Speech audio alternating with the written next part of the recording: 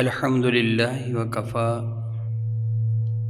والصلاة والسلام على سيد الأنبياء معد الجود والعطاء وعلى آله وصحبه وبارك وسلم دائما أبدا. أما بعد، أعوذ بالله من الشيطان الرجيم. بسم الله الرحمن الرحيم. ألا إن أولياء الله لا خوف عليهم ولا هم يحزنون الذين آمنوا وكانوا يتقون لهم البشرى في الحياة الدنيا وفي الآخرة لا تبديل لكلمات الله ذلك هو الفوز العظيم.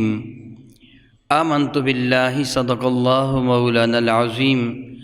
قال الله تبارك وتعالى جل وعلا في شان حبيبه إن الله وملائكته يصلون على النبي يا أيها الذين آمنوا صلوا عليه وسلموا تسليما. اللهم صل وسلم وبارك على سيدنا ومولانا ونبينا محمد النبي الأمي الكريم وعلى آله وأصحابه أجمعين. الصلاة والسلام عليك يا سيدي يا رسول الله وعلى آلك وأصحابك يا سيدي يا حبيب الله. الصلاة والسلام عليك يا سيدي يا رحمة للعالمين وعلى آلك وأصحابك يا سيدي يا سيدي يا سيدي يا شفيع المذنبين. نہایت معزز محترم احباب گرامی قدر، بحمد اللہ تعالیٰ کہ رب ذوالجلال کے احسان اور کرم سے اس بندہ ناچیزیں آپ کے سامنے قرآن مجید فرقان حمید سورہ یونس شیفہ کی 63 نمبر 64 نمبر جن آیات مبارکہ کی تلاوت کی ہے، سادہ سے لفظوں میں اس کا ترجمہ کچھ یوں بنتا ہے کہ رب ذوالجلال ارشاد فرماتا ہے الا ان اولیاء اللہ. الا حرف تنبیہ ہے کہ جس کا معنی ہوتا ہے خبردار. جب کوئی اہم ترین کام ہو تو اعلان کرنے سے پہلے لوگوں کو مطلع کیا جاتا ہے. بعض اوقات آپ سنتے ہیں کہ جو اعلان کرنے والا، منادی کرنے والا مناد ہوتا ہے، وہ اعلان باقاعدہ کرنے سے قبل تمہید باندھتا ہے. حضرات ایک ضروری اعلان سنیے. ٹیلی ویژن پر بریکنگ نیوز کا پہلے اشتہار دیا جاتا ہے تاکہ لوگ متوجہ ہو جائیں، الرٹ ہو جائیں کہ شاید کوئی اہم ترین بات کی جا رہی ہے. جب کوئی بھی اہم ترین بات کرنی ہو تو پہلے تھوڑی سی تمہید باندھی جاتی ہے، بلا تشبیہ و بلا تمثیل. یہ میں نے جو مثالیں دی ہیں یہ اپنی سمجھ کے مطابق مثالیں دی ہیں. قرآن مجید فرقان حمید بہت عرف اور اعلیٰ کلام ہے. اس کی اس طرح مثالیں اگرچہ نہیں دی جا سکتی، یہ محض آپ کو سمجھانے کے لیے میں نے چند ایک مثالیں دی ہیں. رب ذوالجلال ایک اہم ترین اعلان فرمانے سے قبل ارشاد فرما رہا ہے الا، خبردار، یعنی ہوشیار ہو جاؤ، غور کے ساتھ سنو، پوری طرح متوجہ ہو جاؤ. یہ جو حکم دیا جا رہا ہے وہ بڑا اعلیٰ حکم ہے. ان اولیاء اللہ، تحقیق کے ساتھ فرمایا بے شک جو اللہ کے پیارے ہیں، جو اللہ کے ولی ہیں، جو اللہ کے دوست ہیں، جن سے رب کائنات جل وعلا محبت فرماتا ہے، لا خوف علیہم، ان پر نہ دنیا کا خوف ہوتا ہے، ولا هم یحزنون، نہ دنیا کا کوئی انہیں غم ہوا کرتا ہے. ان کو رب کائنات جل وعلا اطمینان قلب کی دولت عطا فرماتے ہیں کہ الا بذکر اللہ تطمئن القلوب. اللہ فرماتا غور سے سن لو کہ اللہ تعالیٰ جل وعلا کے ذکر سے دلوں کو اطمینان میسر آ جاتا ہے. میرے اور آپ کے قریب آقا تاجدار اربوجم شفیع معظم رحمت عالم صلی اللہ علیہ وسلم نے حدیث قدسی ارشاد فرمائی۔ حدیث قدسی اس حدیث پاک کو کہا جاتا ہے کہ جو کلمات مقدسہ رب کائنات کی جانب سے میرے کریم آقا کی جانب القاء کیے گئے، اللہ نے وہ ارشاد فرمایا، مگر وہ قرآن کریم کا حصہ نہیں ہے، وہ قرآن کریم کا حصہ نہیں ہے۔ میرے کریم آقا نے اسے قرآن کریم قرار نہیں دیا، وہ کلام اللہ ہی کا ہے۔ میرے نبی ارشاد فرماتے ہیں کہ رب ذوالجلال فرماتا ہے وما یزال عبدی یتقرب الی بالنوافل حتی احببتہ، میرا بندہ جب فرائض کی ادائیگی کے بعد، میں مفہوم اس کا بیان کروں گا، بلفظ ہی ترجمہ نہیں، میرا بندہ جب فرائض کی ادائیگی کے بعد تسلسل کے ساتھ نوافل ادا کرتا رہتا ہے، وما یزال عبدی، زائل نہیں کرتا میرا بندہ کسی بھی لمحہ کو، کنٹینیو تسلسل سے کام کرتا رہتا ہے، وہ نوافل ادا کرتا ہے فرائض کی ادائیگی کے بعد، حتی احببتہ، وہ مسلسل نوافل ادا کرتا ہے یہاں تک کہ میں اس کو اپنا محبوب بنا لیتا ہوں، میں اس کو اپنا پیارا بنا لیتا ہوں، میں اس کے ساتھ محبت فرماتا ہوں۔ رب کائنات جل وعلا ارشاد فرماتے ہیں الا ان اولیاء اللہ، گویا جس کے ساتھ پھر اللہ تعالیٰ محبت فرماتا ہے، اللہ تعالیٰ جل وعلا پیار فرماتا ہے، پھر اسے کسی کا خوف و غم نہیں ہوا کرتا، کیونکہ اس کا تعلق بڑی اعلیٰ ذات کے ساتھ ہو گیا، اب اسے کسی کی پرواہ نہیں، دنیا میں کسی کا غم نہیں ہے، اور آخر پہ بھی رب کائنات جل وعلا کی رحمتوں کے ساتھ وہ بے خوف و خطر ہوں گے کہ ان کے لیے لہم البشرا، ان کے لیے خوشخبریاں سنائی جائیں گی۔ جب وہ دنیا سے تشریف لے جاتے ہیں تو میرے اور آپ کے کریم آقا رسول عربی کے ارشاد گرامی قدر کے مفہوم کے مطابق ان کی چارپائی سے لے کے جہاں ان کی لاش مبارکہ ہوتی ہے، ان کی قبر تک دونوں طرف اللہ کی رحمت کے فرشتے اپنے ہاتھوں میں جنت کے گلدستے لیے کھڑے ہوتے ہیں۔ جب ان کی مبارک میت کو قبر کی جانب لے جایا جا رہا ہوتا ہے تو ان پر رب کائنات کی رحمت بارش کی طرح برستی ہے، قبر ان کا استقبال کرتی ہے، ان کو پروٹوکول دیا جاتا ہے، اسی لیے ان کے یوم وصال کو یوم عرس کہا جاتا ہے، گویا ان کے تو دولہا بننے کا دن ہوتا ہے کہ جب قبر میں وہ سوالات کے جوابات صحیح دے دیتے ہیں تو پھر میرے نبی کے ارشاد گرامی قدر کے مطابق فرشتے ان سے عرض کرتے ہیں نم کا نومت العروس، اے آنے والے اس طرح بے غم بے فکر ہو کر سو جا جس طرح دلہن اپنی مساری پہ سو جاتی ہے۔ اس لیے ان کے یوم وصال کو یوم عرس کہا جاتا ہے۔ یہ ماہ مقدس ماہ ربیع الثانی، اس کا تعلق حضرت سیدنا غوث اعظم عبد القادر جیلانی رضی اللہ تعالی عنہ کے ساتھ ہے، یعنی آپ کا وصال مقدس اس مہینہ میں ہوا۔ آپ کے احصال ثواب کے لیے امت مسلمہ جو پوری دنیا میں اہتمام کرتے ہیں آپ کے احصال ثواب کے لیے، وہ عموماً ہر مہینے کی 11 تاریخ کو کیا جاتا ہے، یعنی عموماً، ضروری نہیں ہے، عموماً ہر مہینے کی 11 تاریخ، چاند کی 11 تاریخ کو کیا جاتا ہے۔ اس لیے ان کے لیے 11ویں والے پیر کا نام بھی معروف ہے کہ وہ 11ویں والے پیر، کیونکہ اس ماہ مبارک میں ربیع الثانی میں آپ کا انتقال پر ملال ہوا، آپ کی رحلت مبارکہ ہوئی، اس لیے اس مہینے کو بڑی 11ویں کا مہینہ کہا جاتا ہے۔ ابھی تھوڑی دیر پہلے میں حدیث سے کوشش ذکر کر چکا ہوں کہ میرے نبی فرماتے کہ رب کائنات ارشاد فرماتا ہے وما یزال عبدی یتقرب الی بالنوافل حتی احببتہ، جب بندہ فرائض کی ادائیگی کے بعد کثرت سے نوافل ادا کرتا ہے، نوافل کی ادائیگی کا تب ہی فائدہ ہوتا ہے جب فرائض کو ادا کر لیا جائے، پھر رب کائنات جل وعلا کی رحمتیں شامل حال ہو جاتی ہیں اور خلاق کائنات جل وعلا اپنی عنایات بے پایہ سے اس بندے کو نواز دیتا ہے۔ میں پہلے بھی بتا چکا ہوں کہ مثال دی نہیں جا سکتی، مگر ہم اپنی عقل کی سطح کے مطابق سادہ سادہ مثالوں سے چونکہ سمجھ آتے ہیں، اس لیے میں مثال دے رہا ہوں۔ کسی شخص نے اپنے ملازم کی ڈیوٹی لگائی کہ میں تجھے 20,000 روپیہ پر منتھ تنخواہ دوں گا، ہر مہینے تنخواہ دوں گا، صبح 8 بجے سے لے کے 4 بجے تک تجھے آفس میں کام کرنا ہوگا، صبح 8 بجے سے لے کے 4 بجے تک۔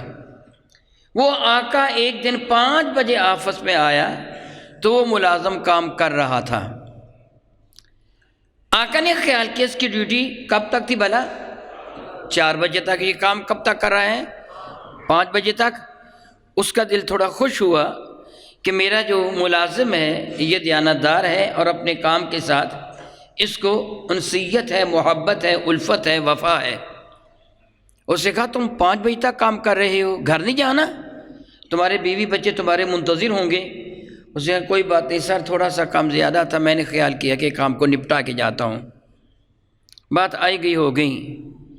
دوسرے تیسرے دن وہ آقا پھر آیا تو 5 5:30 بجے تک پھر وہ بیٹھا کام کر رہا تھا۔ کہ اس دن بھی تم 5:30 5 بجے کام کر رہے تھے، آج بھی تمہاری تو ڈیوٹی 4 بجے ختم ہو جاتی ہے اور تم مجھے بتاتے بھی نہیں ہو، اوور ٹائم بھی نہیں لیتے ہو۔ اس کو دوسرے لوگوں نے بتایا سر یہ تو پورا مہینہ اسی طرح گزارتے ہیں، 4 کی بجائے 5 ساڑھے 5 بجے 6 بجے تک بیٹھے رہے، چھٹی کرتے ہیں بعد میں، اور یہ اوور ٹائم بھی نہیں مانگتے۔ میں آپ سے سوال کرتا ہوں، ایمان سے بتائیے اس آقا کے دل میں اپنے ملازم کی محبت ہوگی کہ نہیں؟ کیوں ہوگی؟ وہ اپنی ذمہ داری، اپنا فرض ادا کرنے کے بعد نفل ادا کر رہا ہے، اپنی ڈیوٹی ادا کرنے کے علاوہ اضافی کام کر رہا ہے، بلا تشبیہ و بلا تمثیل، کہ مثال نہیں دی جا سکتی۔ جب بندہ اپنے رب کی جانب سے نافذ فرمودہ وہ ڈیوٹی جو فرائض ہیں ان کو ادا کرنے کے بعد نوافل ادا کرتا ہے تو رب اسے اپنا محبوب بنا لیتا ہے۔ میرا اللہ اس سے پیار فرماتا ہے اور اس کو اپنا ولی بنا لیتا ہے۔ اسے کہتے ہیں ولایت کسبی۔ کیا کہتے ہیں؟ کسب کا معنی ہوتا ہے کام کرنا، یعنی اس نے محنت کی، اس نے مشقت کی۔ رب کائنات جل وعلا نے اپنی عطاؤں سے اسے یہ صلہ عطا فرمایا کہ اللہ تعالیٰ نے اس سے پیار فرمانا شروع فرمایا، حتیٰ احببتہ، پھر میں اس سے پیار فرماتا ہوں۔ حدیث مبارکہ لمبی ہے، اگر اس حدیث مبارکہ کا ترجمہ کروں گا میرا اصل موضوع رہ جائے گا۔ میں اس سے پیار فرماتا ہوں، پھر کیا ہوتا ہے اس کا ذکر حدیث مبارکہ میں آگے آ رہا ہے کہ پھر اس کو میں شان کے عطا فرماتا ہوں۔ لیکن جو میں بتانا چاہتا ہوں یہ جو ولایت ہے، یہ جو اللہ تعالیٰ کا قرب ہے، اس کو کہتے ہیں قصبی۔ کیا کہتے ہیں؟ کہ اس نے کام کیا تھا، رب کائنات نے اپنی عطاؤں سے اس کے کام کا بدلہ نہیں، اپنی عطاؤں سے، اپنی رحمت سے اس کو اپنا قرب عطا فرما دیا۔ اور دوسری ہوتی ولایت وہبی۔ اللہ تعالیٰ وہاب ہے کہ کسی کو کوئی محنت کیے بغیر اس کو عطا کر دینا، یہ وہاب ہونے کی ایک صفت ہے کہ اللہ تعالیٰ اپنے بندوں کو جو عطا فرماتا ہے یہ ان کی محنت کا صلہ نہیں ہوتا، یہ رب کائنات کی عطا ہوتی ہے۔ ہمیں جو رب کائنات نے بے شمار نعمت عطا فرمائی، فرماتا ہے ان تعدوا نعمت اللہ لا تحصوها، کہ اگر تم اللہ تعالیٰ کی نعمتوں کو گنتی کرنی چاہو تو غیر ممکن ہے کہ تم رب کی نعمتوں کو گن سکو، رب کی نعمتوں کو گنا نہیں جا سکتا۔ دیکھیے میں آپ کی زیارت کر رہا ہوں، آپ مجھے دیکھ رہے ہیں، آنکھیں بھی اللہ کی نعمت ہے، میں گفتگو کر رہا ہوں، آپ سن رہے ہیں، میں بھی اپنی گفتگو کو سن رہا ہوں، اللہ تعالیٰ کی نعمت ہے۔ سب سے بڑھ کر نعمت کہ رب کائنات نے ہمیں اپنے محبوب کی غلامی کا پٹا عطا فرما دیا، یہ نعمتیں ہیں، اور یہ اللہ تعالیٰ نے ہماری محنت کے بغیر ہمیں عطا فرما دیا۔ ہم نے مشقت نہیں کی ہے، محنت نہیں کی ہے، صحابہ نے تو محنت بھی کی تھی، ہم نے محنت نہیں کی ہے، رب کائنات نے ہمیں محنت کیے بغیر اتنی عظیم دولت عطا فرما دی، یہ اس کے وہاب ہونے کی دلیل ہے۔ وہ جو ولایت وہبی ہوتی ہے وہ بغیر مشقت کے عطا ہوتی ہے۔ یاد رکھیے نبوت ہمیشہ ہی وہبی ہے۔ کیا بولا میں نے کہا؟ نبوت ہمیشہ ہی، نبوت کسبی نہیں ہے کہ کسی بندے نے بہت اچھے کام کیے، اللہ نے پروگرام ہے چلو ہم اس کو اپنا نبی بنا لیتے ہیں۔ میرے بھائی نہیں، معاذ اللہ تعالیٰ سماذ اللہ تعالیٰ، یہ عقیدہ درست نہیں ہے۔ عقیدہ سے ہی کیا ہے کہ نبی پیدا ہی نبی ہوتا ہے، رب ذوالجلال قرآن کریم میں فرماتا ہے وَإِذْ أَخَذَ اللَّهُ مِيثَاقَ النَّبِيِّينَ لَمَا آتَيْتُكُم مِّن کتاب و حکمہ الی آخرہ، کہ جب اللہ فرماتا ہے اللہ نے نبیوں سے وعدہ لیا تھا تو اس وقت انبیاء علیہ السلام وہ ارواح مال اجساد مقدس نہیں تھے، ان کے اجساد منور اس وقت تک نہیں تھے، بلکہ ان کی روحوں کو اللہ تعالیٰ نے نبی فرمایا ہے۔ گویا نبی کی روح نبی ہی پیدا ہوتی ہے اور نبی ہی ہوتے ہیں وہ، لیکن ولایت دو طرح کی ہوتی ہے، کام کرنے کی وجہ سے اور اللہ تعالیٰ اپنی عطاؤں سے نوازے۔ حضرت سیدنا عبد القادر جیلانی رضی اللہ تعالیٰ کو اللہ تعالیٰ نے وہباً ولایت عطا فرمائی تھی کہ آپ پیدا ہی ولی ہوئے، یعنی آپ پیدا ہی ولی ہوئے ہیں، یہ نہیں کہ بعد میں آپ نے محنت کی تھی، مشقت کی تھی، نہیں، اللہ تعالیٰ کی عطاؤں سے رب کائنات جل وعلا نے ان کو یہ مرتبہ اور منصب عطا فرمایا کہ ان کو پیدا ہی اپنا پیارا بنا کے فرمایا۔ ان کی والدہ محترمہ بھی اللہ تعالیٰ کی ولیہ، ان کے والد ذی وقار بھی اللہ تعالیٰ کے ولی، اور جو اللہ تعالیٰ نے یہ پھل ان کو عطا فرمایا یہ بھی اللہ تعالیٰ کے محبوب ولی۔ حضرت سیدنا غوث اعظم عبد القادر جیلانی رضی اللہ عنہ کی ولادت بعد سعادت ہوئی تو ماہ مقدس رمضان المقدس تھا، تب لوگوں کو پتہ چلا تھا کہ اللہ تعالیٰ نے کو وہباً ولایت سے نوازا ہے۔ حضرت سیدنا عبد القادر جیلانی رضی اللہ تعالیٰ عنہ کی والدہ محترمہ نے ایک بات کو محسوس کیا کہ میرے بیٹے نے سارا دن دودھ نہیں پیا۔ ماں تھی، تھوڑی سی پریشانی ہوئی کہ شاید میرا بیٹا اس کی طبیعت ناساز ہے، جیسے عام طور پر ہوتا ہے کہ بچوں کی طبیعت ناساز ہو تو وہ دودھ نہیں پیتے، اللہ تعالیٰ ان کی حفاظت فرماتا ہے۔ یہ میرا بیٹا دودھ نہیں پی رہا، سارا دن بیٹے نے دودھ نہیں پیا، لیکن اظہار بے چینی بھی نہیں کیا۔ اگر کوئی تکلیف ہو، کوئی درد ہو تو بچہ اظہار بے چینی کرتا ہے، روتا ہے، چیختا ہے، ہاتھ پاؤں مارتا ہے، بچے نے اظہار بے چینی بھی نہیں کیا، پرسکون سارا دن رہا، اور رات کو جب ماں نے دودھ پلایا تو بیٹے نے دودھ پی لیا۔ ماں کی جان میں جان آئی کہ الحمدللہ تعالیٰ میرا بیٹا تندرست و توانا ہے۔ ساری رات ماں نے جب بھی چاہا دودھ پلانا، بیٹے نے دودھ پی لیا، اور جب سحری کا وقت گزر گیا تو بیٹے نے دودھ پینا بند کر دیا۔ آج بھی سارا دن دودھ نہیں پیا، شام افطاری کے بعد پھر دودھ پینا شروع کر دیا۔ ایک آدھ دن تو پتہ نہ چلا، پھر بعد میں یقین ہو گیا کہ ہمارا بیٹا بھی روزے رکھ رہا ہے، ہمارا یہ ننھا منا بیٹا بھی روزے رکھ رہا ہے۔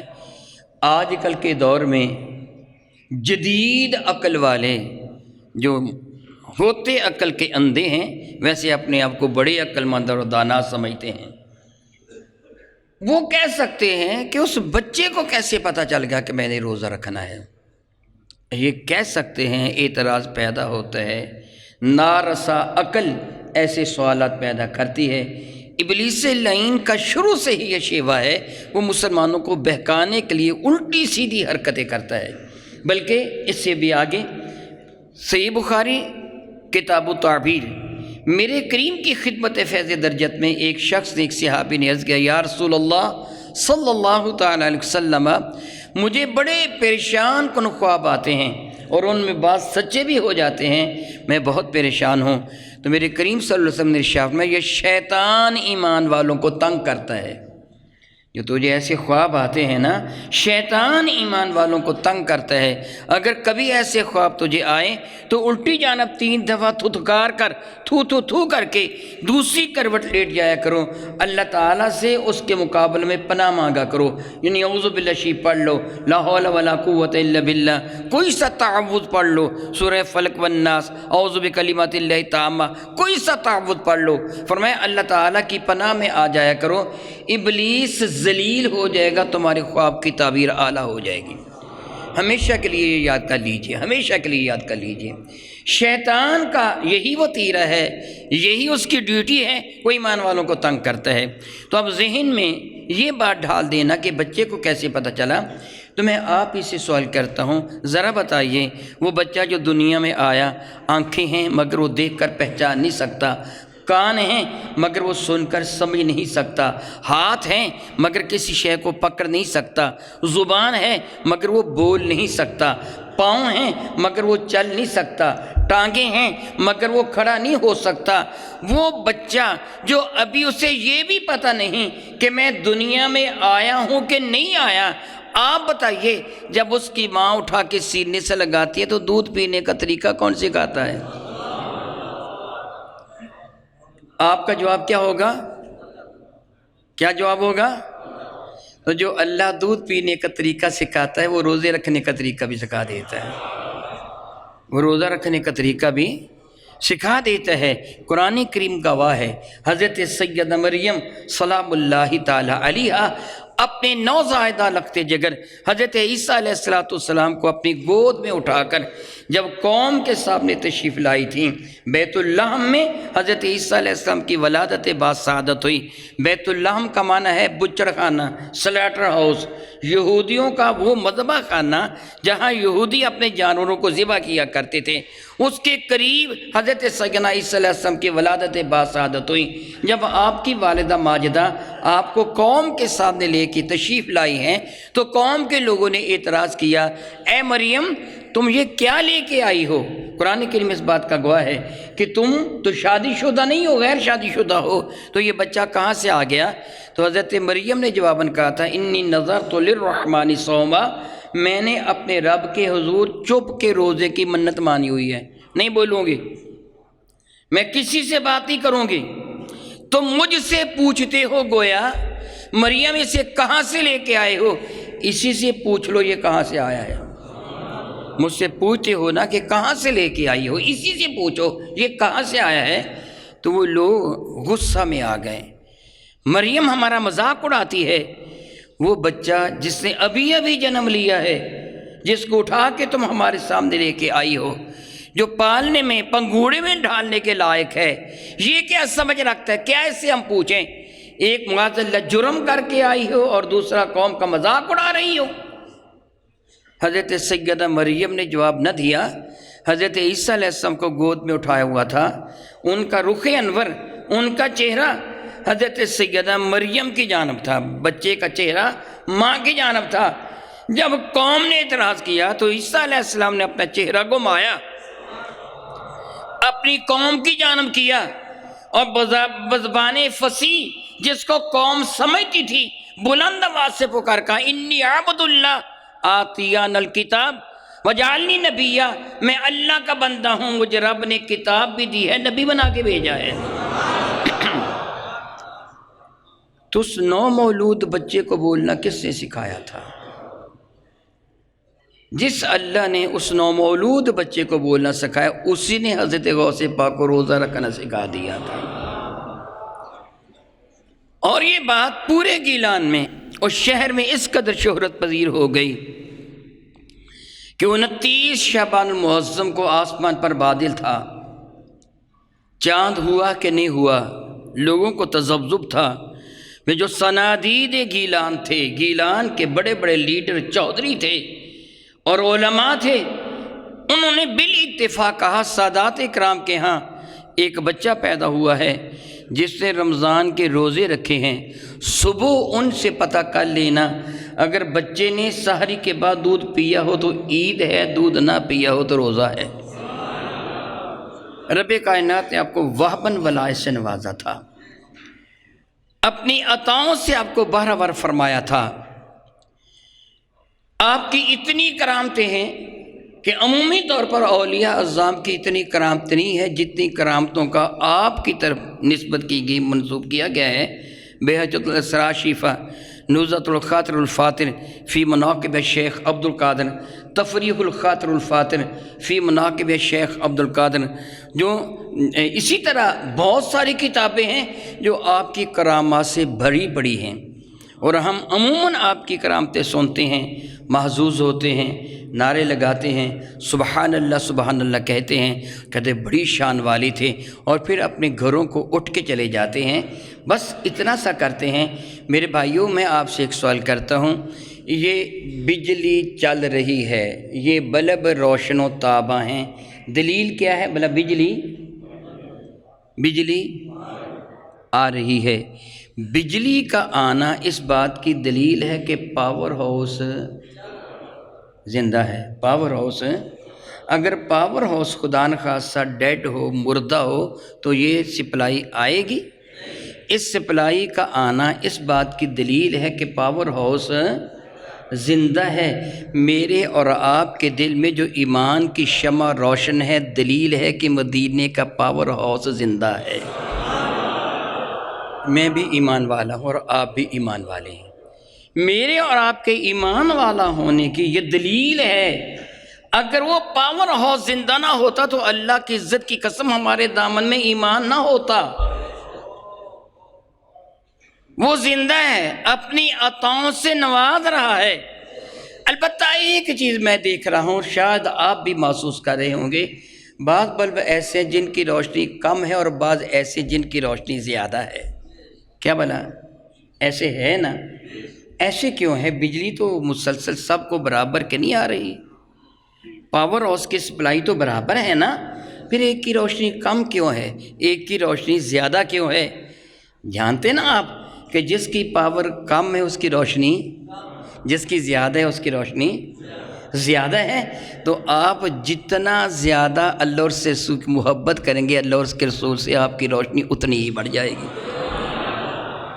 جتنی زیادہ آپ محبت کریں گے اللہ اور اس کے رسول سے، جتنا زیادہ آپ ان کا قرب حاصل کرنے کی کوشش کریں گے، اسی قدر روشنی بڑھ جائے گی۔ اور کئی مرتبہ ایسے ہوتا ہے کہ وہ جو بلب ہوتا ہے وہ کبھی بجھتا ہے کبھی جلتا ہے، تو دانا سمجھتا ہے کہ راستے میں کوئی کاربن آ گیا، اس کو رگڑ کر صاف کر کے کنیکشن کر دیتا ہے، پھر صحیح چلنا شروع ہو جاتا ہے۔ یہ جو ہم ہر مہینے بیٹھتے ہیں اس کاربن کی صفائی کے لیے بیٹھتے ہیں، اسی لیے بیٹھتے ہیں تاکہ وہ دوبارہ سے اجلا ہو جائے۔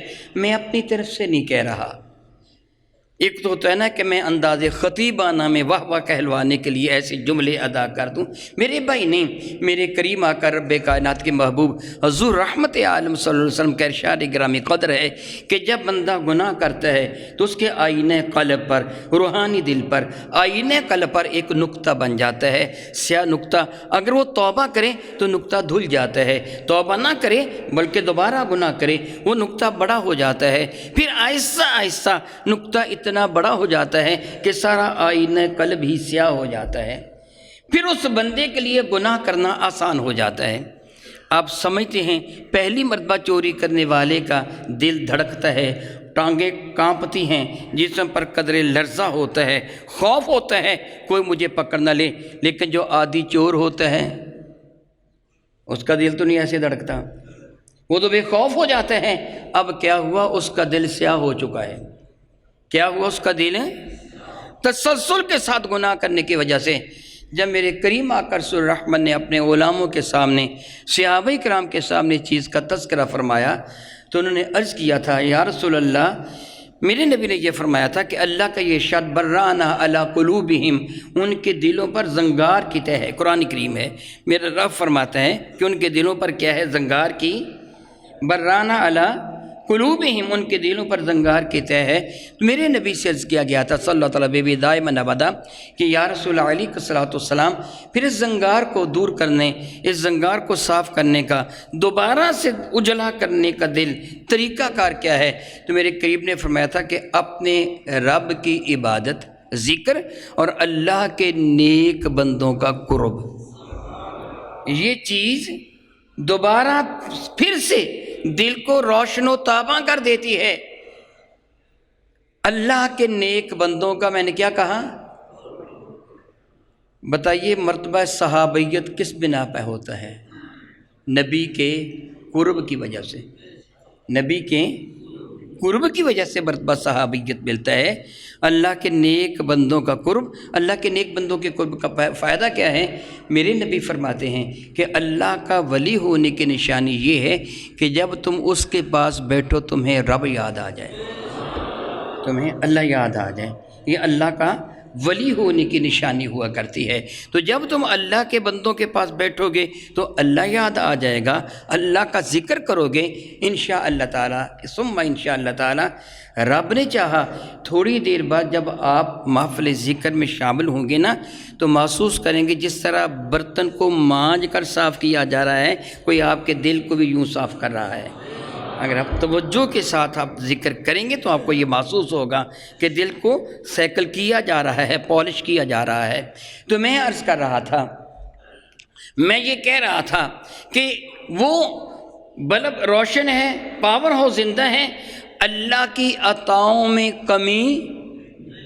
اگر کوئی بندہ یہ کہے گا تو پھر کافر ہو جائے گا کہ اللہ کی عطاؤں میں کمی ہے، اللہ کے پاس خزانے ختم ہو گئے ہیں۔ اللہ یعوذ باللہ تعالیٰ، یہ تو کفریہ جملے کہ اللہ کے خزانے ختم ہو گئے ہیں۔ میرے کریم آقا رسول عربی شفیع معظمر میں فیوز و برکات میں بھی کمی نہیں ہے، نہ حضور کے فیوز و برکات میں کمی ہے، نہ رب کائنات کی عطاؤں میں کمی ہے۔ تو پھر ہم تنہا کرامت ہی نہ سنیں بلکہ ہم آگے بڑھ کر ان کی غلامی کا پٹا گرد میں ڈھالنے کی کوشش کریں۔ جو کچھ میں نے کہا غور کے ساتھ سنیے گا۔ میں نے یہ سب کیوں کہا؟ میں اور آپ سارے کے سارے ہر نماز کی ہر رکعت میں جو ہم فرائض ادا کرتے ہیں، 5 وقت کی نمازیں ادا کرتے ہیں، جمعہ عیدین ادا کرتے ہیں، رکوع و سجود والی ہر نماز کی ہر رکعت میں ایک دعا کرتے ہیں، اور یہ دعا رب کائنات جل وعلا نے ہمیں سکھائی ہے، اہدنا الصراط المستقیم۔ پہلے اللہ تعالیٰ کی حمد کرنے کے بعد، اس کی عظمتوں کا اقرار کرنے کے بعد ہم اپنے رب کے حضور عرض کرتے ہیں مولا ہمیں صراط مستقیم پر چلا۔ پھر عرض کرتے ہیں صراط الذین انعمت علیہم، مولا ان لوگوں کی راہ پر چلانا جن پر تیری نعمتوں کا نزول ہوا۔ اس موضوع پہ کئی مرتبہ گفتگو ہو چکی، میں زیادہ وقت نہیں لوں گا۔ پھر رب کائنات جل وعلا خبر دیتا ہے وہ کون لوگ ہیں کہ جن کی راہ پر چلنے کی دعا تم کر رہے تھے، اور میں نے تمہیں کہا کہ تم یوں دعا کرو کہ اللہ تعالیٰ ہمیں ان کی راہ پر چلا۔ یہ نہیں بیٹھے بیٹھے کرامتیں سن کے گھر کو چلے جائیں، نہیں، اس راہ پہ چلنا ہے۔ کرامتیں سن کے گھر کو نہیں چلے جانا ہے، اس راہ پہ چلنا ہے جس راہ پہ چلنے کی دعا ہر فرض نماز جو رکوع سجود والی ہے، میں نے رکوع سجود والی اس لیے کہا کہ جنازے کی نماز میں نہیں پڑھی جاتی، رکوع سجود والی جو بھی نماز پڑھتے ہیں اس کی ہر رکعت میں اپنے رب سے کہتے ہیں مولا مجھے صراط مستقیم پر چلا، ان لوگوں کی راہ پر چلا جن پہ تیری نعمتوں کا نزول ہوا۔ اگر تو نے چلنا نہیں ہے تو پھر دعا کیوں مانگتا ہے؟ اگر تیرا ارادہ نہیں ہے تو پھر دعا مانگنا عبث ہے۔ اگر تیرا ارادہ ہے تو پھر سن میرا اللہ کیا فرماتا ہے، وَمَن يُطِعِ اللَّهَ وَالرَّسُولَ، اور وہ بندہ یُطِعِ اللَّهَ جو اطاعت کرتا ہے اور کرے گا، مضارع کا صیغہ ہے، جو اب بھی اطاعت کرتا ہے اور اطاعت بند نہیں کرتا، آئندہ بھی کرے گا۔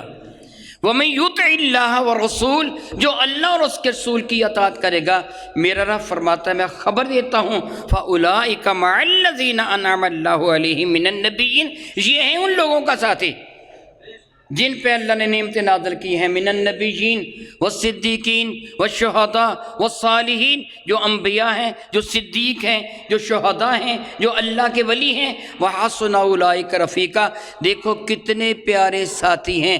اگر تم ان کے ساتھ ہونا چاہتے ہو تو اللہ اور اس کے رسول کی اطاعت کر لو۔ پھر بتائیے ہمیں تنہا کرامتیں سننی چاہیے کہ اطاعت بھی کرنی چاہیے؟ تو پھر ہی ان کے ساتھی بنیں گے نا، ان کی معیت پھر ہی میسر آئے گی نا، ان کے ساتھ ہم پھر ہی چلیں گے نا جب اللہ تعالیٰ کے اس حکم کے مطابق عمل کریں گے۔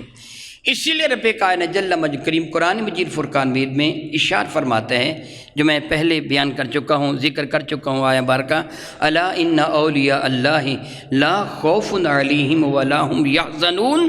یہ اللہ نے ان کا ذکر فرمانے کے بعد اب ان کی صفات عالیہ کا ذکر فرمایا، الذین آمنوا، وہ لوگ ایمان والے ہوتے ہیں، جو اللہ کے ولی ہیں وہ ایمان والے ہوتے ہیں۔ اللہ کے ولی جو ہیں وہ بہت بڑی دولت ہے ایمان، بہت بڑی دولت ہے ایمان، بہت بڑی دولت ہے ایمان۔ یقین کا وہ عظیم ترین منصب جس سے بڑھ کر کوئی بھی یقین نہیں ہے، یہ ایمان ہے۔ نبی پر اتنا یقین، اتنا یقین کہ یقین کے جتنے مراتب ہیں، مثلا علم الیقین کسی چیز کو جاننا، میں تفصیل میں نہیں جاؤں گا، آگ جلا دیتی ہے، کیا میں نے کہا؟ آپ کو علم ہے؟ سارے بتا دو، آگ جلا دیتی ہے۔ یہ کیا ہے؟ علم الیقین۔ آگ جلتی ہوئی ہم نے دیکھی ہے، اس میں لکڑیاں بھی جل جاتی ہیں، انسان بھی جل جاتے ہیں، جانور بھی جل جاتے ہیں، ہم نے جلتے ہوئے اپنی آنکھوں سے دیکھا، یہ ہے عین الیقین۔ پہلا تھا کہ ہم جانتے ہیں آگ جلا دیتی، ہم نے اپنی آنکھوں سے لوگوں کو جلتے ہوئے بھی دیکھا۔ بدبختوں نے مسلمانوں کے مکانات کو آگ لگا دی، مسلمان بیچاروں کو جلا دیا، ہم نے دیکھا۔ یہ کیا ہے؟ عین الیقین۔ کئی مرتبہ ہمارا اپنا ہاتھ بھی جل گیا۔ سردی کے موسم میں جب آگ روشن کی گئی، ہم نے اپنا ہاتھ قریب کیا تو اس کی تپش ہمیں محسوس ہوئی۔ تحقیق سے بھی پتہ چل گیا کہ آگ جلا دیتی ہے۔ وہ یہ حق الیقین بھی ہوگا کہ آگ، دوبارہ دہراتا ہوں، عین الیقین نے بتایا کہ آگ جلا دیتی ہے، علم الیقین نے بتایا کہ آگ جلا دیتی ہے، حق الیقین نے بتایا کہ آگ جلا دیتی۔ اتنا بڑا سچ ہے کہ آگ جلا دیتی ہے، کوئی انکار کر سکتا ہی نہیں ہے۔ بات صحیح ہے کہ غلط؟ مگر میرے نبی نے بتایا کہ نمرود نے بہت بڑی آگ جلائی تھی، حضرت ابراہیم کو آگ پہ پھینکا، آگ نے بال بھی نہیں جلایا۔ ہم نے کہا یا رسول اللہ، یقین کے سارے درجات آپ کے قدموں پر قربان، آپ نے جو فرمایا وہ سچ ہے۔ کیا بنا؟ آپ نے جو فرمایا، ہم سمجھتے ہیں کہ آگ جلا دیتی، آپ نے فرمایا نہیں جلاتی، تو ہم نے یقین کے سارے درجات کو قربان کر دیا۔ آپ کی دی گئی خبر پر ایمان لے ہے کہ آگ نے نہیں جلایا۔ یہ کیا ہے؟ ایمان، کہ آنکھیں بند کر کے نبی کی ہر خبر کو مان لینا۔ تحقیق و جستجو نہیں کہ میں دیکھتا ہوں یہ ماننے کے قابل ہے کہ نہیں، تیری عقل کی ہمت کیا ہے کہ وہ جان سکے؟ بس آنکھیں بند کر کے حضرت سیدنا فاروق اعظم رضی اللہ تعالی عنہ نے حضرت سیدنا صدیق اکبر کی خدمت میں شکایت کی تھی مقام حدیبیہ میں، ابو بکر کافر جو کہتے چلے جاتے ہیں، سہیل بن عمر اور عروہ بن مسعود ثقفی جو مطالبہ کرتے ہیں، میرے نبی اس کا ہر مطالبہ مانے چلے جا رہے ہیں، ہر مطالبہ۔ انہوں نے کہا واپس چلے جاؤ، میرے نبی نے مان لیا۔ ان کا اپنے نام کے سر لفظ رسول کاٹو، میرے نبی نے مان لیا۔ ان کا بسم اللہ شریف کاٹو، میرے نبی نے مان لیا۔ انہوں نے کہا کہ کافر مسلمان ہو کر اگر مدینہ چلا گیا واپس کرو گے، میرے نبی نے مان لیا۔ انہوں نے کہا کوئی مسلمان مرتد ہو کے ہمارے پاس آ گیا، ہم نہیں واپس کریں گے، میرے نبی نے مان لیا۔ ان کا آئندہ سال آؤ گے، میرے نبی نے مان لیا۔ کہا ہتھیار لے کے نہیں آؤ گے، میرے نبی نے مان لیا۔ ابو بکر حضور ساری باتیں ان کی مانے جا رہے ہیں، تم حضور کے بہت قریبی ہو، میری جرت نہیں جا کے حضور سے عرض کرو یا رسول اللہ اپنی بھی کوئی منوا لیں۔ تو صدیق اکبر نے جواب دیا تو عمر چپ کر جا، تجھے پتہ نہیں وہ اللہ کے رسول ہیں۔ بس وہ جو فرماتے ہیں صحیح فرماتے ہیں، اپنی عقل نارسا کو پیچھے رکھیے، دیکھیے کہ نبی کی خبر کیا ہے۔ جب یہ کامل ترین یقین تجھے ہو جائے گا پھر تو ایمان والا ہے، پھر تو کیا ہے؟ میرا اللہ فرماتا ہے الذین آمنوا وکانوا یتقون، وہ ایمان والے بھی ہوتے ہیں اور وہ متقی بھی ہوتے ہیں۔ تنہا ایمان کی دولت ان کے پاس نہیں ہوتی، وہ تقوی کو بھی ہاتھ سے نہیں چھوڑتے۔ اس لیے دوسری جگہ اللہ رب العزت جل وعلا ارشاد سورہ آل عمران کی 102 نمبر آیت مبارکہ میں اللہ تعالیٰ ارشاد گرامی قدر فرماتے ہیں یا ایھا الذین آمنوا اتقوا اللہ حق تقاتہ، ایمان والو اپنے رب سے یوں ڈرو جس طرح ڈرنے کا حق ہے، اپنے رب سے یوں ڈرو جس طرح ڈرنے کا حق ہے۔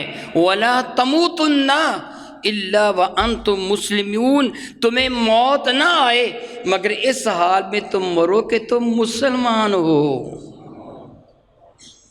اچھا بتائیے مجھے پتہ ہے میں کب مروں گا؟ آپ کو پتہ ہے؟ تو رب کیا فرماتا ہے تجھے موت ہے تو کس سال میں آئے؟ تو نے اپنا سر میرے حضور جھکایا ہوا ہو، تجھے موت آئے، تجھے پتہ نہیں موت آ کب جائے گی، اس لیے ہما وقت تو اپنے آپ کو میرا وفا شعار نبی کا سچا غلام بنائے رکھ. معلوم نہیں کب موت آئے گی. میں تجھے کہہ رہا ہوں کہ جب بھی تجھے موت آئے تو مسلمان ہونا چاہیے. مسلمان کا لفظی معنی کیا ہوتا ہے؟ تسلیم کرنے والا، سر جھکانے والا. اذ قال لہ ربہ اسلم، جب اس کے رب نے اسے کہا سر جھکا دے، قال اسلمت، عرض کیا مولا میں نے جھکا دیا. مصور دیکھنا تصویر میری یوں بنائی ہو، ادھر حکم الہی ہو ادھر گردن جھکائی ہو. کیوں اور کیسے تو ہے ہی نہیں، کیوں اور کیسے تو ہے ہی نہیں. اللہ فرماتا ہے کہ اللہ سے ڈرو، یا ایھا الذین آمنوا اتقوا اللہ حق تقاتہ، اس طرح ڈرو جس طرح ڈرنے کا حق ہے. کس طرح ڈرو؟ جس طرح ڈرنے کا حق ہے. تو پھر ایک ہی جست میں منزل طے ہو جاتی ہے، پھر ایک ہی قدم میں منزل طے ہو جاتی ہے. علامہ جلال سیوطی رحمۃ اللہ تعالی علیہ نے شرح الصدور فی احوال تذکرۃ الموت والقبور اس میں ایک واقعہ نقل کیا سیدنا فاروق اعظم رضی اللہ تعالیٰ کے زمانے برکت نشان کا، کہ حضرت سیدنا فاروق اعظم رضی اللہ تعالیٰ عنہ نے جب منصب خلافت سنبھالا، متمکن ہوئے، تو آپ نے محسوس فرمایا کہ ایک بندہ ہے جو بڑا پکا نمازی ہے. دن کے وقت تو اپنے کاروبار زندگی میں مشغول و مصروف رہتا ہوگا، نماز عشاء اور نماز فجر نہایت پابندی کے ساتھ سیدنا فاروق اعظم کی اقتداء میں ادا کیا جا کرتا تھا.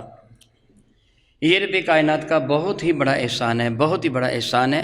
بلکہ حقیقت ہے، ایک دن کا ذکر ہے، میں مسجد سے نماز پڑھا کے باہر نکلا تو میرے ذہن میں بڑی ایک عجیب بات آئی.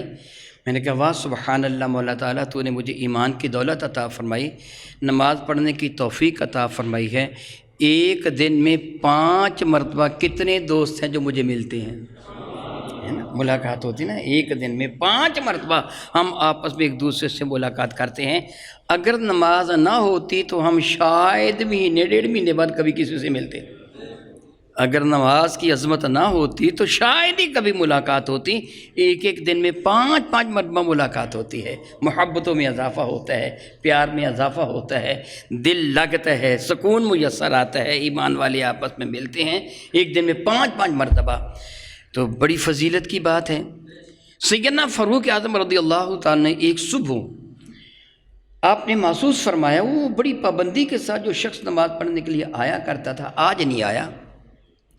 تو آپ نے دیگر صحابہ کرام جو مقتدی حضرات ہیں ان میں سے بعض کو، سب کو نہیں، بعض کو فرمایا بھی اس کا پتہ کرنا چاہیے خدا نخواستہ اس پہ کوئی مصیبت تو نہیں آ گئی، وہ پریشان تو نہیں ہے. شام تو نماز پڑھ کے گیا نماز عشاء. لوگوں نے گواہی دی جی حضور آپ کے پیچھے نماز عشاء شام کو اس نے پڑھی تھی. فرمانے کہ چلو ذرا اس کے گھر چلتے ہیں. نماز فجر پڑھنے کے بعد اس کے گھر کے بارے میں آپ جانتے تھے، اس کے ابا کا گھر بھی جانتے تھے، اس کے والد کے گھر گئے کہ جا کے پتہ کرتے ہیں کہ تیرے بیٹے کی حالت کیا ہے، کیفیت کیا ہے. بیمار ہے تو تیمارداری کر لیتے ہیں، اگر اسے کوئی پریشانی ہے تو اس کا مداوع ہو جائے گا. گئے، جا کے دروازہ کھٹکھٹایا، دروازہ بند تھا. اس شخص کا باپ باہر نکلا، رو رو کر اس کی آنکھیں سوجی ہوئی تھی، حالت اس کی غیر تھی. معلوم ہو رہا تھا کہ ساری رات یہ جاگتا بھی رہا ہے اور روتا بھی رہا ہے. سیدنا فاروق اعظم نے اس کی حالت دیکھی تو ٹھٹک گئے. فرمایا کہ خیریت ہے، کیا ہوا تمہیں؟ اس کی چیخیں نکل گئیں، وہ بلک بلک کے رونے لگا. آپ نے اسے تسلی دی، تعزیت فرمائی، اللہ تعالیٰ تیری حالت پہ رحمت نازل فرمائے. بتا کیا ہوا، کیوں پریشان ہو، بیٹے کا کیا حال ہے، خیریت ہے؟ وہ کہنے لگا جی وہ فوت ہو گیا، بیٹا فوت ہو گیا. فرمانے کہ اللہ تعالیٰ اس کی مغفرت فرمائے. وہ بھلا چنگا تھا، نماز عشاء تو ہمارے ساتھ اس نے پڑھی ہے. کیا ہوا تھا اسے؟ اس زمانہ میں یہ ہارٹ اٹیک نہیں ہوا کرتے تھے، یہ قیامت کی نشانی ہے. میرے قریب نے شہر میں قیامت کے نزدیک اچانک موتیں بڑھ جائیں گی. یہ ایکسیڈنٹ ہو جانا، حادثہ ہو جانا، یہ اچانک موت آ جانی وغیرہ وغیرہ، یہ قیامت کی نشانیاں ہیں. میرے نبی نے ارشاد فرمایا ہے قیامت کے قریب جا کے جو اچانک موتیں بکثرت آنا شروع ہو جائیں گی وہ ہو رہی ہیں. اس زمانہ میں ایسے نہیں تھا. فرمانے لگے کہ بھلا چنگا تھا، ہمارے ساتھ نماز عشاء ادا کی ہے، اسے کیا ہوا؟ اس سے کہا کہ حضور میرا قصور ہے، اگر میں ضد نہ کرتا تو پھر ویسے تو حقیقتاً اللہ نے اس کو اپنے پاس بلانا ہی تھا، میں ضد نہ کرتا تو شاید نتیجہ کچھ اور نکلتا، میری بیوقوفی، میری ضد تھی، میرا بچہ مر گیا۔ فاروق اعظم فرمان کہ اللہ تجھ پہ رحمت کرے، تیرے بیٹے پہ بھی رحمت کرے، واقعہ بتا ہوا کیا ضد تو نے کی تھی؟ تو شخص سے بتا، شرح الصدور فی احوال تذکرۃ الموتى والقبور میں علامہ سیوطی نے یہ نقل کیا جو میں آپ کو سنانے جا رہا ہوں۔ وہ کہنے لگا کہ روزانہ حضور نماز عشاء پڑھنے کے بعد میرا بچہ میرے پاس آیا کرتا تھا اور میرے پاس آ کر میری خدمت کیا کرتا تھا، پاؤں دباتا تھا، میری ٹانگیں دباتا تھا، میری خدمت کرتا تھا، مٹھی چاپی کرتا تھا، اس کے بعد وہ اپنے گھر کو چلا جایا کرتا تھا۔ روزانہ کو اس کا معمول تھا، یہی کیا کرتا تھا۔ آج شب وہ نہیں آیا، مجھے پریشانی لاحق ہوئی کہ بغیر ناغہ کے آتا تھا، کبھی اس نے ناغہ نہیں کیا تھا، تیز آندھی ہو یا طوفانی بارش وہ ضرور آتا تھا، مگر رات کو نہیں آیا۔ مجھے تشویش لاحق ہوئی، میں باپ ہونے کی حیثیت سے پریشان ہو گیا، اٹھا دروازہ کھولا تو وہ میرے دروازے میں بے ہوش پڑا تھا، دروازے کے باہر وہ بے ہوش پڑا تھا۔ میں بمشکل تمام اپنے جوان بیٹے کو کھینچ کر اندر لایا، پانی کے چھینٹے اس کے چہرے پہ مارے، اس کے سر پہ مساج کیا، دبایا تھوڑا بہت، وہ ہوش میں آ گیا۔ میں نے پوچھا بیٹے خیریت ہے، کیا ہوا تجھے؟ وہ رو رہا تھا۔ اس نے کہا ابا جی کوئی بات نہیں۔ میں نے کہا بیٹے تجھے ہوا کیا؟ کہنے لگا ابا جی رہنے دیں، چھوڑیں اس بات کو، بس ٹھیک ہے میں ٹھیک، اٹھ کے بیٹھ گیا۔ میں نے کہا بتا تجھے ہوا کیا ہے؟ وہ بتانے سے گریز کر رہا تھا۔ میں نے ضد کی کہ بتا ہوا کیا ہے؟ وہ رونے لگا۔ میں نے اس کو دلاسا دیا، پوچھا بیٹے ہوا آخر کیا ہے، کیوں رو رہے ہو، مجھے بتاؤ تو صحیح۔ میرا جی خراب ہو رہا تھا، مجھے سکون نہیں آ رہا تھا کہ میرے بیٹے کو ہو کیا گیا ہے، کیوں رو رہا ہے؟ بیٹے نے ہکلاتے ہوئے کہا ابا جی طویل عرصہ بیت گیا ہے کہ میں جب آپ کی خدمت میں، جب میں نے شدید اصرار کیا، پھر اس نے بتایا طویل عرصہ بیت گیا جب میں آپ کی خدمت کرنے کے لیے اس گلی میں داخل ہوتا تھا، اس کا اپنا گھر دوسری جگہ تھا، گلی میں داخل ہوتا تھا نماز عشاء کے بعد، تو راستے میں ایک دروازے پر ایک لڑکی کھڑی ہوتی تھی، بڑی حسینہ جمیلہ لڑکی، وہ پوری شیطان کے میک اپ کر کے وہ کھڑی ہوتی تھی۔ وہ روزانہ مجھے دعوت گناہ دیتی تھی، کہتی تھی میں تیری عاشق ہوں، آ میرے پاس، میں تیرے ساتھ یہ کرنا چاہتی ہوں، مگر میں روزانہ اس کو نظر انداز کر کے آ جایا کرتا تھا، اور میں نے کبھی بھی آپ کے سامنے اس چیز کا ذکر نہیں کیا تھا۔ سبحان اللہ و بحمدہ، یہ ایمان والے کی شان ہے کہ فاسق و فاجر کے گناہ پر بھی پردہ ڈالتا ہے، اس کو رسوا نہیں کرتا۔ ابا جی میں آپ کے پاس آ جایا کرتا تھا، روزانہ کے روزانہ ایسے تھا۔ آج جب میں گلی میں داخل ہوا تو بدستور وہ اپنی لونڈی کے ساتھ دروازے میں کھڑی تھی، میں اس کے قریب آیا، اس سے مجھ کو بلایا، آوازیں کسیں، ہنسی، مسکرائی، مجھے مذاق وغیرہ کیا، تو اچانک میرے دل میں خیال پیدا ہوا کہ میں اس کی خواہش کو پورا کر دیتا ہوں۔ روزانہ بلاتی تھی، میرے دل میں بھی ایسی خواہش پیدا ہو گئی، شیطان نے مجھے ورگلایا، میں اس کی جانب بڑھا، اس نے دیکھا کہ میرے گھر آ رہا، وہ جلدی سے پیچھے ہٹی، میرے لیے دروازہ اس نے کھول دیا، راستہ کلیئر کر دیا۔ میں نے ایک قدم اندر رکھا، معاً میں نے خیال کیا کوئی گلی میں تو نہیں ہے، میں نے ادھر بھی جھانک کے دیکھا، ادھر بھی جھانک کے دیکھا، گلی بالکل سنسان تھی۔ میں مطمئن ہو گیا، مجھے کوئی نہیں دیکھ رہا، میں نے قدم اندر رکھا ہی تھا کہ اچانک میرے ضمیر نے مجھے جھنجھوڑ کے کہا ارے بدبخت، تجھے یہ دنیا والے تو نہیں دیکھ رہے مگر تیرا رب تو دیکھ رہا ہے نا، تو نے گلی میں ادھر دیکھا کوئی نہیں ہے، ادھر دیکھا کوئی نہیں ہے، مگر تو اپنے رب سے تو نہیں چھپ سکتا، اتنا بڑا گناہ کرنے کے لیے قدم اٹھایا۔ یہ کہا تھا اور چیخ مار کے وہ بے ہوش ہو گیا تھا۔ اب اس عورت نے، جو غلط عورت تھی، اس نے اپنی لونڈی کے ذریعے اس کو کھینچ کر اس کے ابا کے دروازے پہ ڈال دیا تھا۔ اس کے ابا نے کہا حضور جب وہ یہ واقعہ سنا رہا تھا کہ میں اپنے رب کو کیا جواب دوں گا، میں ڈر گیا تھا کہ میں نے گناہ کے لیے قدم کیوں اٹھایا، اس سے چیخ ماری، اے عمر، وہ چیخ مار کے بیٹا پھر گر گیا، میں نے ہلا کے دیکھا تو اس کی روح کف سے انصری سے پرواز کر چکی تھی۔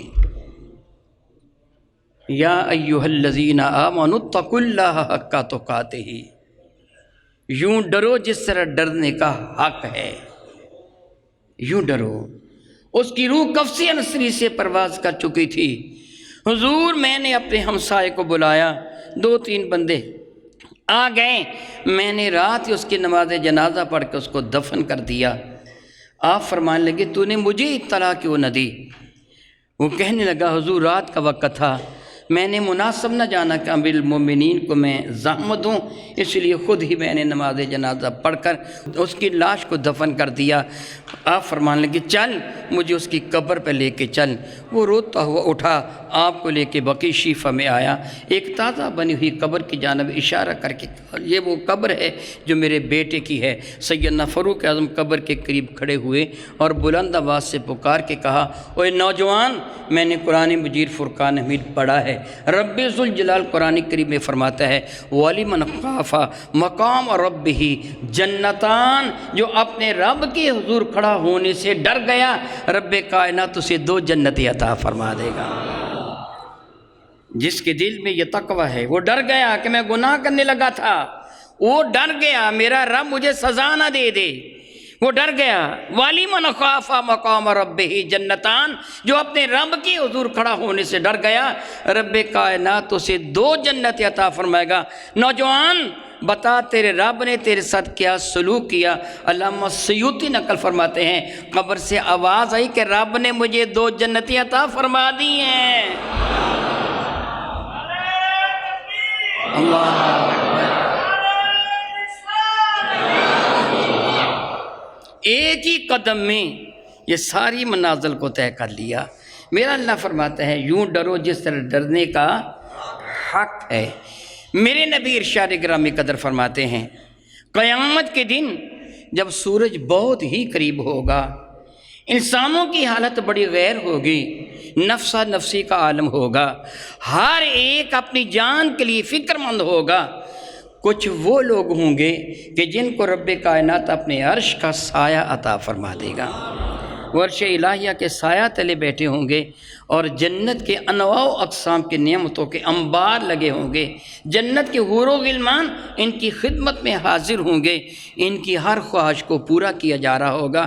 میرا اللہ ارشاد فرماتا ہے وَلَكُمْ فِيهَا مَا تَشْتَهِي أَنفُسُكُمْ وَلَكُمْ فِيهَا مَا تَدَّعُونَ وَلَكُمْ فِيهَا، تمہارے لیے اس جنت میں ہوگا مَا تَشْتَهِي أَنفُسُكُمْ، جو تیرے دل میں خواہش پیدا ہوگی، جو تیرے دل میں ایک مثال دیتا ہوں، اگر مجھے پیاس لگے، میرے دل میں خواہش پیدا ہوئی پانی کے پینے کی، پھر میں نے زبان سے مطالبہ کیا مجھے پانی پلاؤ، بات سمجھ رہے ہو نا؟ پہلے خواہش پیدا ہوئی، پھر وہ کلمات خواہش میری زبان پر آئے، میں نے ان کو ادا کیا، پھر کسی نے سنا، اگر وہ میرا صحیح جواب دینے والا ہے، فرما بردار ہے، پھر وہ مجھے پانی پلائے گا۔ پہلے خواہش ہے، پھر وہ کلمات ہیں، اس کے بعد اس پر عمل ہے۔ میرا اللہ فرماتا وَلَكُمْ فِيهَا مَا تَشْتَهِي أَنفُسُكُمْ، تیرے دل میں خواہش پیدا ہوگی، ابھی زبان پر کلمات آئیں گے نہیں، میں عطا کر دوں گا۔ ابھی وہ کلمات طلب تیری زبان پر نہیں آئیں گے، تیرے طلب کرنے سے پہلے میں عطا کر دوں گا کہ واللہ علیم بذات الصدور، وہ تیرے دل کی چھپی ہوئی بات کو جانتا ہے، اس ضرورت نہیں کہ اس کے سامنے تو اظہار کریں۔ پھر فرماتا ہے وَلَكُمْ فِيهَا مَا تَدَّعُونَ، یہ ہے کہ تم مانگتے چلے جاؤ گے، میں عطا فرماتا چلا جاؤں گا۔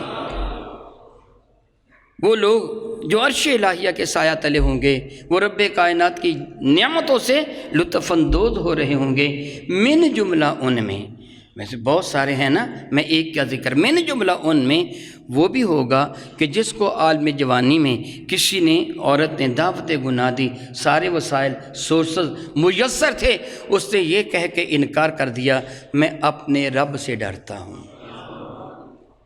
گناہ کا موقع میسر آیا، میں نے یہ آپ کے سامنے یہ حدیث مبارکہ میرے نبی کا ارشاد ہے، جو کچھ میں نے آپ کو سنایا حدیث ہے، کہانی نہیں ہے، میں نے اس لیے سنائی آپ کو جب گناہ کے سارے مواقع میسر ہوں، کوئی سا گناہ، بددیانتی کرنے کا، چوری کرنے کا، وہ حرام کھانے کا، سود لینے کا، وہ کرپشن کرنے کا، وہ سارے کے سارے مواقع میسر ہوں، وہ گناہ آسانی کے ساتھ آپ کر سکتے ہوں، یہ کہہ کر گناہ سے توبہ کرنے کہ میرا رب دیکھ رہا ہے،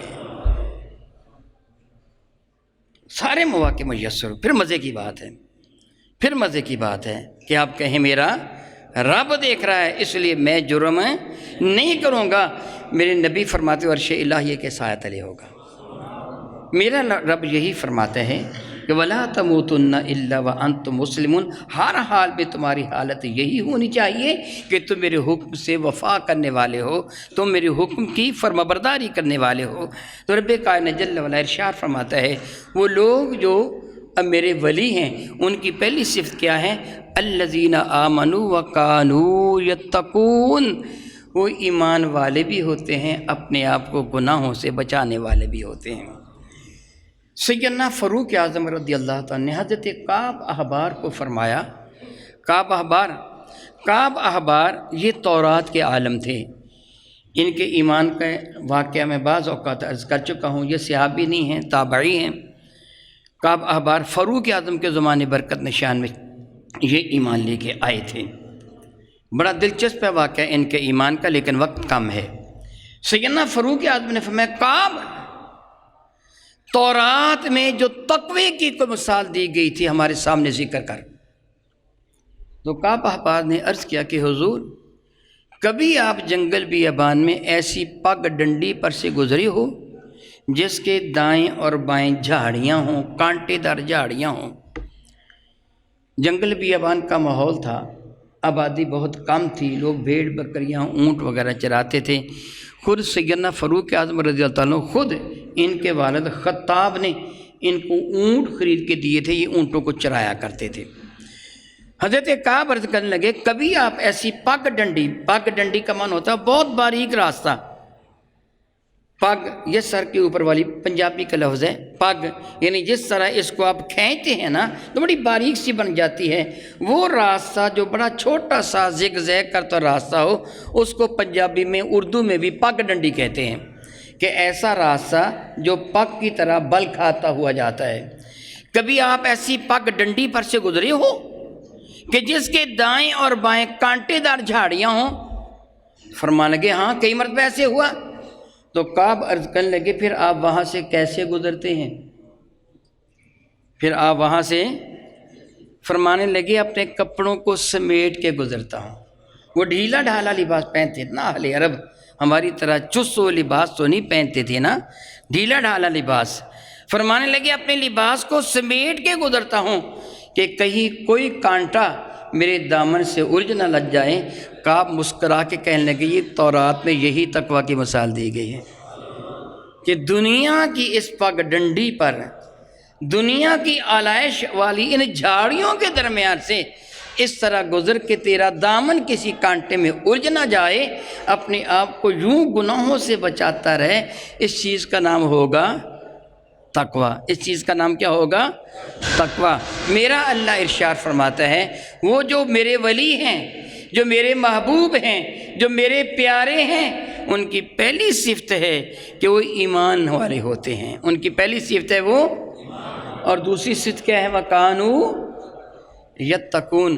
جب وہ تقوی کی عظمت کو پا لیتے ہیں پھر میرا اللہ فرماتا لَهُمُ الْبُشْرَىٰ فی الحیات الدنیا وفی الآخرہ، اب قیامت کے دن بھی دنیا میں بھی ان کے لیے میری جانب سے خوشخبریاں ہی خوشخبریاں ہیں، رحمتیں ہی رحمتیں ہیں، عنایات بے پایا ہیں، عنایات بے پایا ہے۔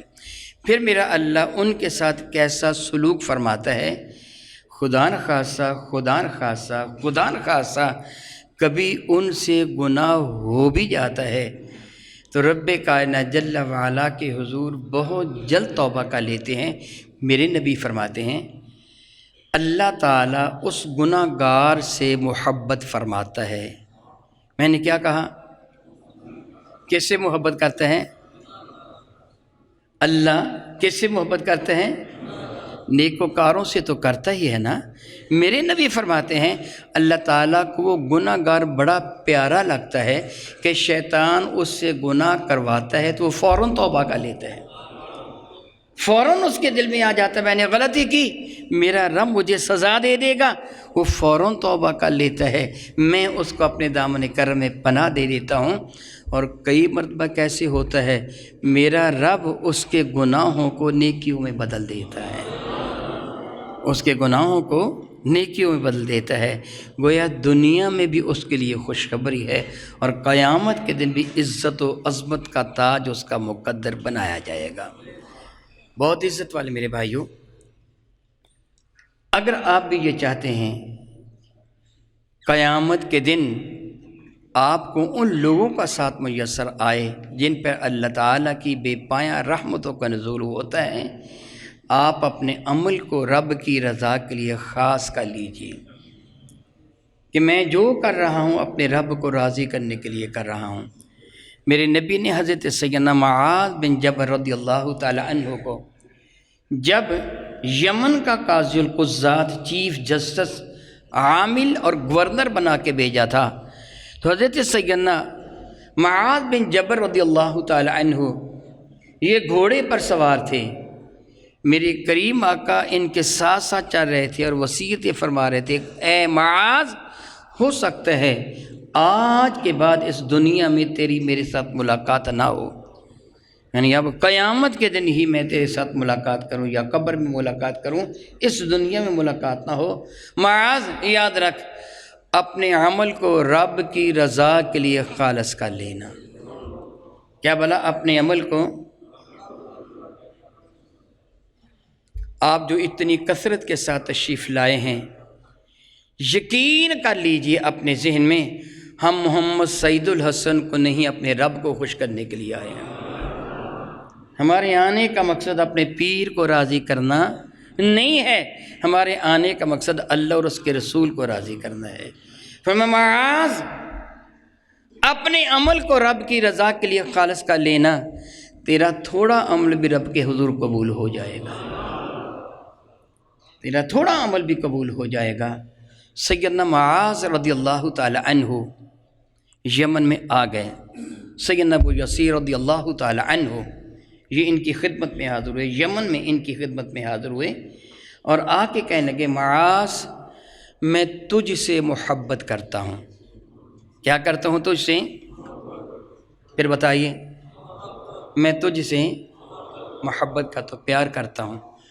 حضرت معاذ رضی اللہ تعالیٰ عنہ نے خیال کیا جس طرح عام ایک رواج زمانہ ہے کہ جب کوئی کسی علاقے کا افسر بن کے جاتا ہے تو کچھ رسہ گیر قسم کے لوگ اس کے پاس آ جاتے ہیں، تحفے تحائف لے کے آ جاتے ہیں، اس کو کچھ رقم دے دیتے ہیں، بڑی بڑی رقمیں بھی دے دیتے ہیں اور اس کے ساتھ راہ و رسم بڑھانے کے لیے اظہار محبت و عقیدت کرتے ہیں، حالانکہ یہ منافقت ہوتی ہے۔ وہ کیوں کرتے ہیں؟ تاکہ کل کلاں ہمیں ضرورت پیش آئے نا تو ہم کوئی سفارش کر سکیں، ہم نے الٹے سیدھے کام کرنے ہیں، یہ ہمارا معاون بنے کہ یعنی کہ ہمارا دوست میرے لیے تحفہ لے کے آیا تھا۔ اس لیے حضرت سیدنا معاذ بن جبل رضی اللہ تعالیٰ نے بڑے غصے کے ساتھ، بڑی ترش روئی کے ساتھ، بڑی سختی کے ساتھ جواب دیا، تو کون ہے میرے ساتھ محبت کرنے والا؟ کیا سبب ہے تیرا میرے ساتھ پیار کرنے کا؟ تو ابو یسیر سمجھ گئے کہ حضرت معاذ نے کیوں سختی فرمائی ہے، تو عرض کرنے لگے معاذ اچھی طرح ذہن نشین فرما لیجئے، میں تم سے اس لیے محبت نہیں کرتا کہ آپ میرے علاقے کے گورنر بن کے آئے ہیں، آپ میرے علاقے کے چیف جسٹس بن کے آئے ہیں، غور سے سنیے، میں آپ سے صرف اس لیے محبت کرتا ہوں تم میرے نبی کے صحابی ہو، میرے محبت کرنے کا سبب صرف یہ ہے۔ کیا بھلا میرے محبت کرنے کا سبب؟ الحمدللہ تعالیٰ ثم الحمدللہ تعالیٰ آپ بھی کسی سے محبت کرتے ہیں نا، مجھ ناچیز سے اظہار عقیدت کرتے ہیں نا، اگر آپ اپنے ذہن میں یہ رکھیے کہ ہم صرف اس لیے محبت کرتے کہ ہمارے نبی کی اولاد ہے، یہ ہمیں اللہ اور اس کے رسول کی باتیں بتاتا ہے تو درجہ بہت بڑھ جائے گا۔ معلوم ہے کتنا بڑھ جائے گا؟ جانتے ہو کتنا بڑھ جائے گا؟ صحیح حدیث مبارکہ ہے سیدنا معاذ بن جبل رضی اللہ تعالیٰ عنہ کو جب ابو یسیر نے یہ فرمایا کہ میں صرف اس لیے محبت کرتا ہوں تو میرے نبی کے صحابی ہیں، آپ مسکرا پڑے، غصہ میں تھے، یکا یک مسکرا دیے، فرمانے کہ اچھا پھر تجھ کو مبارک ہو، پھر تجھ کو مبارک ہو، سن پھر میں تجھے خوشخبری سناتا ہوں۔ میرے نبی نے ارشاد فرمایا قیامت کے دن اللہ تعالیٰ کی طرف سے منادی میدان معاشر میں ندا کرے گا، این المتحابون فی اللہ، وہ کون ہیں جو اللہ کو راضی کرنے کے لیے کسی سے پیار کرتے تھے؟ وہ کہاں ہیں جن کے کسی سے پیار کرنے کا مقصد دنیا نہیں تھی، صرف اور صرف اپنے اللہ اور اس کے رسول کو راضی کرنا تھا، صرف اس لیے محبت کا؟ کہاں ہیں؟ تو میرے نبی فرماتے ہیں وہ کھڑے ہو جائیں گے۔ حضرت معاذ بن جبل نے بتایا کچھ لوگ کھڑے ہو جائیں گے، رب کائنات حکم دے گا میرے عرش کے گرد نور کے ممبر بچھاؤ، عرش الہیہ کے گرد اگر نور کے ممبر بچھا لیے جائیں گے۔ اب ان لوگوں کو فرشتے بڑی عزت احترام کے ساتھ لائیں گے اور نور کے ممبروں پر بٹھا دیں گے، لوگوں کا حساب و کتاب ہو رہا ہوگا، ان کے نامہ اعمال تر رہے ہیں، رب کائنات کے حضور ملائکہ عرض کریں گے پروردگار عالم باقی لوگوں کا حساب و کتاب ہو رہا ہے، نیکیوں اور بدیوں کا کمپیریزن ہو رہا ہے، موازنہ ہو رہا ہے، مولا تعالیٰ یہ یہاں بیٹھے ہیں ان کا حساب نہیں لیا جائے گا؟ میرا اللہ فرمائے گا نہیں یہ میرے ہیں، میں ان کا ہوں، یہ بغیر حساب و کتاب کے جنت میں جائیں گے۔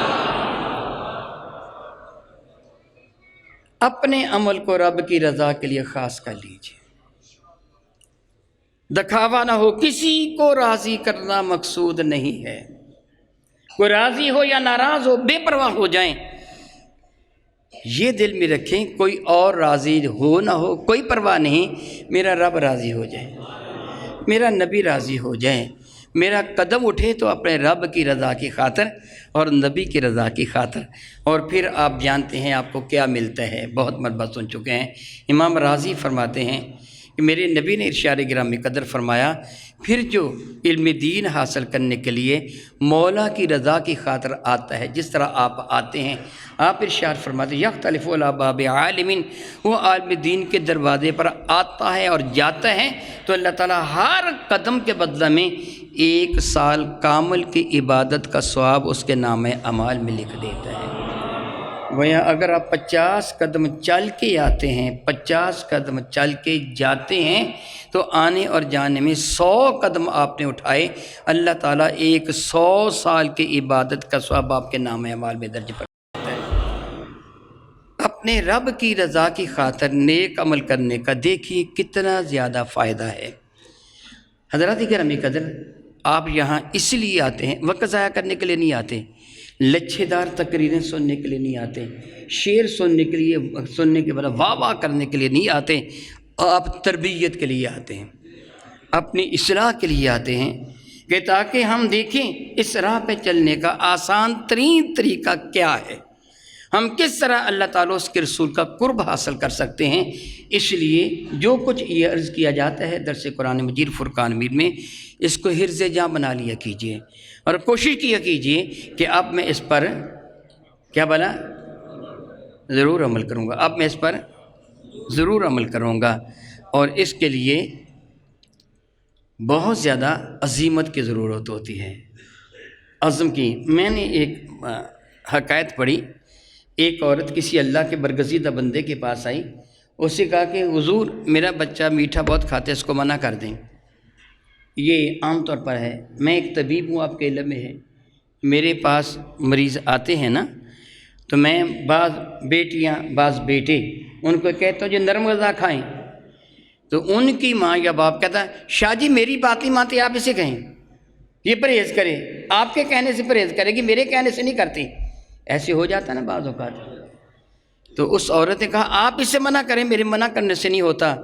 فرمانے لگے کل کو آنا، کیا بلا کل کو آنا۔ وہ عورت اگلے دن آئی تو آپ نے فرمایا آئندہ تو نے میٹھا نہیں کھانا، کیا بلا۔